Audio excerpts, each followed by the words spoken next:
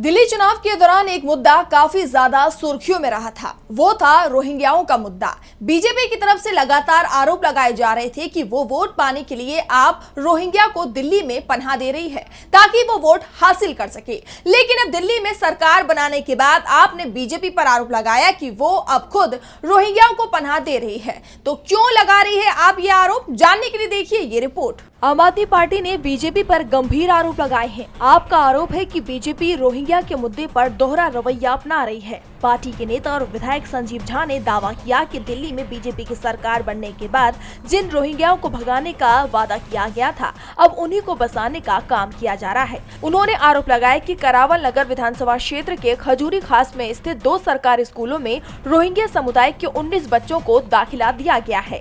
इन स्कूलों में से एक सर्वोदय बाल विद्यालय जिसमें 10 बच्चों को एडमिशन मिला है, जबकि एसकेवी स्कूल में 9 बच्चों को दाखिला दिया गया है। और ये क्षेत्र बीजेपी नेता और दिल्ली सरकार के मंत्री कपिल मिश्रा की विधानसभा क्षेत्र में आता है। जबकि चुनावों के दौरान बीजेपी के बड़े नेताओं ने मंचों से ऐलान किया था कि रोहिंग्याओं को दिल्ली से बाहर निकाला जाएगा, लेकिन अब उन्हीं को संरक्षण दिया जा रहा है। इसी के साथ संजीव झा ने कहा, अभी कुछ मैं भारतीय जनता पार्टी के नेताओं का इस पर स्टेटमेंट सुन रहा था। उन्होंने कहा कि सुप्रीम कोर्ट का आदेश है। पहली बात कि सुप्रीम कोर्ट का ऐसा कोई आदेश नहीं है। सुप्रीम कोर्ट ये कह रही है कि आप इनकी एलिजिबिलिटी चेक करो और अगर एलिजिबल हैं तो आप इनको एडमिशन दो। तो इसका मतलब ये है कि आप ये मान रहे हैं कि रोहिंग्या जो दिल्ली में है वो एलिजिबल है। आपने उनको यहाँ का रेजिडेंट मान लिया।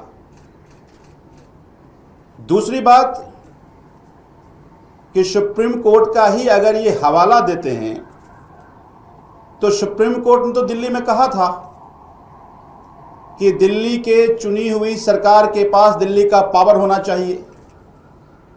अगर सुप्रीम कोर्ट को इतना मानते होते तो पार्लियामेंट में एक इलीगल कानून नहीं बनाते। सुप्रीम कोर्ट ने यह कहा था कि इलेक्शन कमीशन में अपोजिशन, प्राइम मिनिस्टर और सुप्रीम कोर्ट के चीफ जस्टिस होना चाहिए।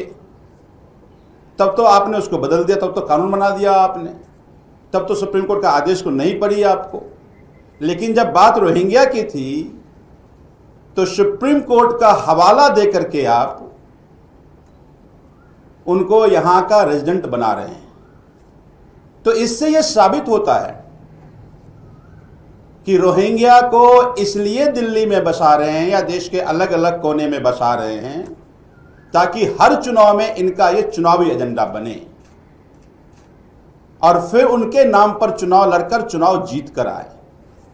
इसके आगे संजीव झा ने कहा कि बीजेपी स्पष्ट करे कि देश के किन हिस्सों में और कितने रोहिंग्या बसाए गए हैं। अगर बीजेपी जनता को गुमराह करने का ये खेल जारी रखेगी तो देश की जनता उसे मुंह तोड़ जवाब देगी, क्योंकि दिल्ली की जनता समझदार है और वो बीजेपी की इस दोहरे चरित्र का समय आने पर जवाब देगी। ऐसे में देखना होगा कि आपके इन आरोपों का बीजेपी क्या जवाब देती है। डीबी लाइव की रिपोर्ट।